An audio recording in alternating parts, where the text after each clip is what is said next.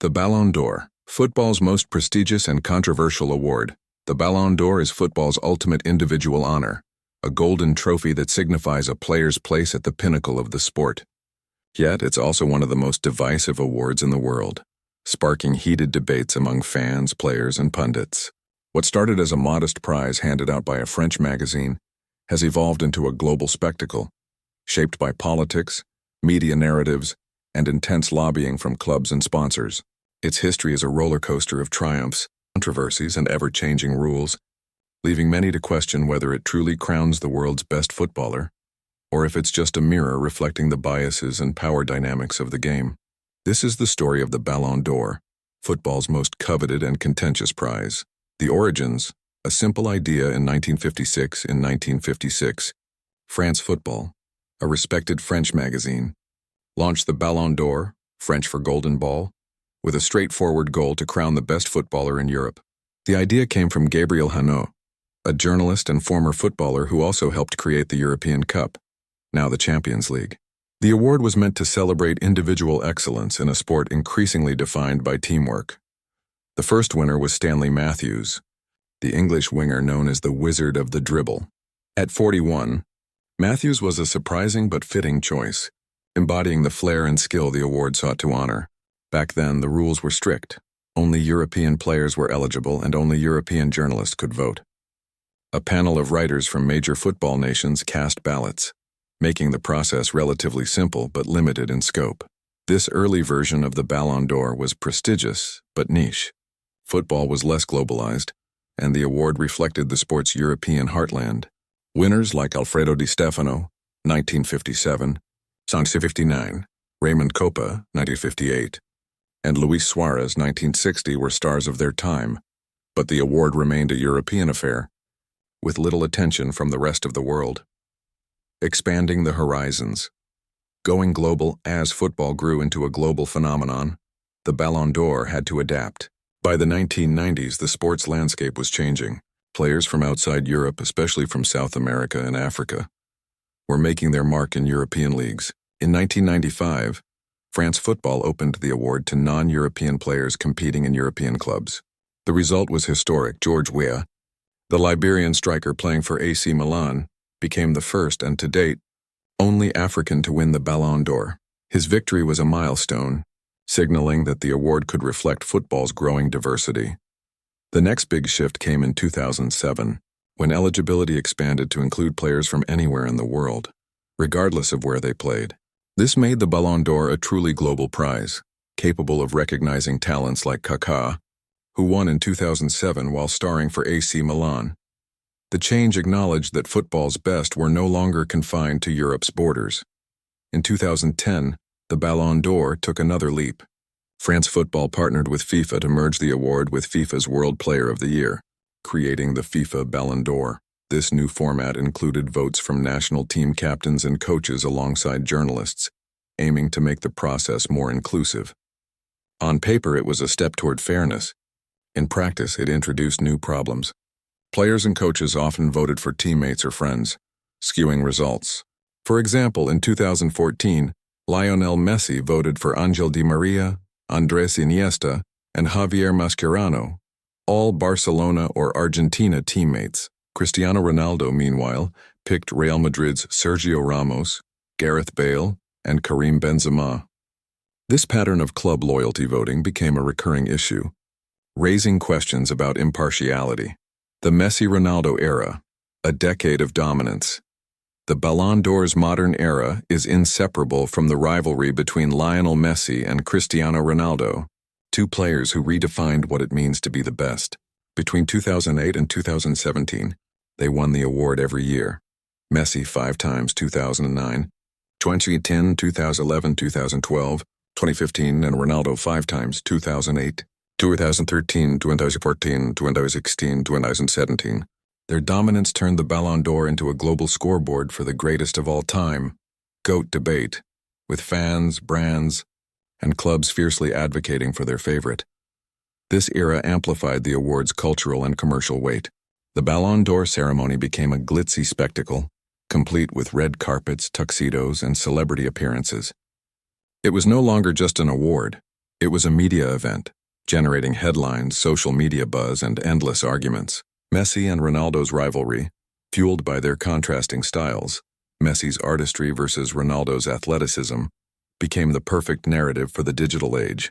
Brands like Nike, Ronaldo, and Adidas, Messi, leaned into the competition, knowing a Ballon d'Or win was a marketing jackpot. But this focus on two players also exposed the award's flaws.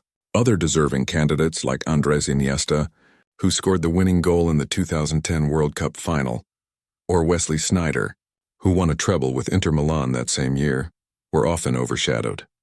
The award seemed to favor players from Barcelona and Real Madrid, who dominated European football during this period. Between 2008 and 2018, 8 of the 10 Ballon d'Or winners played for one of these two clubs. Some called it bias. Others argued it simply reflected Spanish football's golden age. The voting problem, subjectivity, and strange choices. The Ballon d'Or's voting system has always been a lightning rod for criticism. While the inclusion of captains and coaches was meant to broaden perspectives, it often led to questionable ballots. Some voters seemed to prioritize loyalty over merit. In 2014, England's then-coach Roy Hodgson voted for Javier Mascherano as the world's best player, a choice that baffled many. In 2019, an Italian journalist ranked Frankie de Jong as the second-best player on the planet, a decision that raised eyebrows. Perhaps the most infamous voter was Sri Lankan journalist Hafiz Marikar, whose ballots included head-scratchers like Leonardo Bonucci and Trent Alexander-Arnold as the world's best, even when journalists were the sole voters after FIFA and France. Football split in 2016. The system wasn't perfect. France football handpicks one senior journalist per country to represent millions of fans. But the selection process is opaque. For years, England's vote went to Henry Winter of The Times, a respected writer but not necessarily the only qualified candidate. Why him over others who cover European football extensively? The question lingered. In 2024, the voting process sparked a particularly ugly controversy. When Real Madrid's Vinicius Jr. lost the Ballon d'Or, club president Florentino Perez lashed out, blaming votes from countries we do not know, like Namibia, Uganda, Albania, and Finland. The Namibian journalist responded sharply, saying, "He seems to think people from my country have no meaningful vote because he considers us inferior." The incident highlighted a deeper issue, the perception that votes from smaller football nations are less legitimate, even though those journalists often bring unique perspectives to the process. The role of narratives and campaigns. The Ballon d'Or isn't just won on the pitch, it's won in the media, on social platforms, and through carefully crafted narratives. Clubs like Real Madrid and Paris Saint-Germain, PSG, have mastered the art of soft campaigning. In 2021, Real Madrid tweeted praise for Karim Benzema just 23 minutes after Spain lost the Nations League final to France, framing him as a Ballon d'Or contender. When Vinicius Jr. didn't win in 2024, the club boycotted the ceremony, turning their absence into a statement about the award's legitimacy. PSG has faced accusations of lobbying too. In 2021, reports surfaced that the club allegedly offered perks like match tickets to influence France football editors in favor of Lionel Messi. Though unproven, these rumors fueled skepticism about the award's integrity. Meanwhile, Bayern Munich, a club known for prioritizing team success over individual glory, has produced just one Ballon d'Or winner, Karl-Heinz Rummenigge in 1980 and 1981, despite decades of dominance. This suggests that cultural differences in how clubs approach the award can make a difference. The media plays a huge role too. A well-timed hat-trick or a viral moment can sway voters. In 2013, FIFA controversially extended the voting window by 2 weeks, during which Cristiano Ronaldo scored a hat-trick against Sweden to qualify Portugal for the World Cup. The timing shifted momentum away from Bayern Munich's Frank Ribéry, who had won a historic treble that year. Ribéry later said he felt robbed, and even a decade later he reminded Ronaldo that the Ballon d'Or doesn't always go to the Champions League winner. The bias toward attackers. One of the Ballon d'Or's biggest criticisms is its bias toward attacking players. Since Lev Yashin won in 1963 as a goalkeeper, no other keeper has claimed the award. Defenders and defensive midfielders fare little better. When defenders do win, like Fabio Cannavaro in 2006, it's often because they bring something extra, like leadership or a compelling story. Cannavaro's World Cup triumph with Italy made him impossible to ignore. But even then, he was an exception. Players like Oliver Kahn, who saved 3 penalties in the 2001 Champions League final, or Gianluigi Buffon, a goalkeeping legend, never won. Midfielders like Xavi, Iniesta, or N'Golo Kante, whose brilliance lies in control and consistency, are often overlooked for flashier goal scorers. Michael Owen, who won in 2001, summed up the bias. It's easier to attack than to defend. If you asked me to build a house, I wouldn't be able to do it. But give me a few weeks, I'd knock it down. This bias reflects football's broader obsession with goals and highlights. Players like Sergio Busquets, whose quiet excellence anchors teams, rarely make the podium. The award seems to reward players who fit a certain mold, prolific attackers at high-profile clubs, backed by strong media narratives and sponsorships. The commercial machine, the Ballon d'Or, is more than an award. It's a business. Winning it triggers contract bonuses, sometimes worth hundreds of thousands of dollars. It boosts a player's market value and makes them a magnet for sponsors. For brands like Nike and Adidas, a Ballon d'Or win is a marketing coup, amplifying their stars' global appeal. Clubs know this, which is why they campaign so hard. The ceremony itself is designed to generate clicks and controversy. Who was snubbed from the shortlist? Who was ranked too high? Social media amplifies these debates, turning every vote into a battleground. The Messi-Ronaldo rivalry was the perfect storm, pitting Adidas against Nike, Barcelona against Real Madrid, and fans against each other. Even Spain's media treated the award like a proxy war between the two clubs.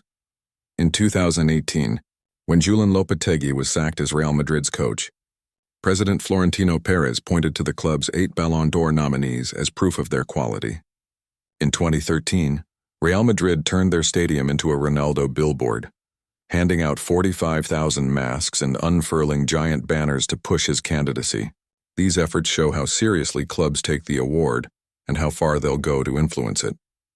The African disadvantage and other oversights. The Ballon d'Or has also been criticized for overlooking players from certain regions or roles. Sadio Mane, a former Liverpool star, called it sad that no African has won since George Weah in 1995. He argued that African players are unfairly ignored, despite the continent's growing influence in football. Mohamed Salah, who has had Ballon d'Or caliber seasons, has never won, leading some to speculate that playing for a European giant like Real Madrid or Barcelona might have tipped the scales in his favor. This raises a broader point. The award often favors players from commercially powerful clubs. Real Madrid and Barcelona have produced the lion's share of winners, while clubs like Bayern Munich, despite their success, have been underrepresented. Cultural differences play a role. Bayern's focus on collective achievement may mean less emphasis on individual awards. Meanwhile, players from smaller nations or less glamorous roles like defensive midfielders struggle to break through. The ever-changing rules. The Ballon d'Or's rules have never stood still. Each change promises to fix the system, but each also sparks new controversies. In 2016, FIFA and France Football ended their partnership, returning voting power to journalists. In 2024, UEFA joined as a co-organizer, introducing a points-based system to make the process more transparent. Votes are now converted into fixed points and tallied for the final standings. But the core question remains, what does best mean? Historically, the answer has varied. World Cup success used to be a reliable predictor. Think Zinedine Zidane in 1998 or Ronaldo Nazário in 2002.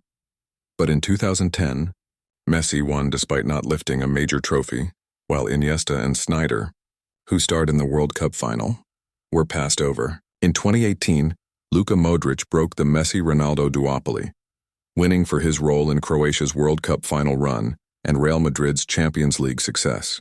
In 2022, Messi's World Cup triumph in Qatar outshone Erling Haaland's treble with Manchester City. These inconsistencies fuel debates. If the criteria shift from year to year, how can the award claim to fairly judge greatness? And with so much riding on subjective votes, it's no wonder fans and players alike question its legitimacy. Why we obsess over it? Despite its flaws, the Ballon d'Or remains football's crown jewel. For players, it's the ultimate validation, a career-defining achievement. For fans, it's a spark for endless debates with every vote dissected on social media. The award's subjectivity, Its reliance on narratives, campaigns, and ever-changing rules makes it both compelling and frustrating. In the end, the Ballon d'Or is more than a trophy. It's a reflection of football's complexities, from the brilliance of its stars to the politics of its powerhouses. It tells us as much about the sport's values and biases as it does about the players who win it. Whether it's crowning a World Cup hero, a Champions League star, or a prolific goal scorer, the Ballon d'Or holds a mirror to football and to ourselves.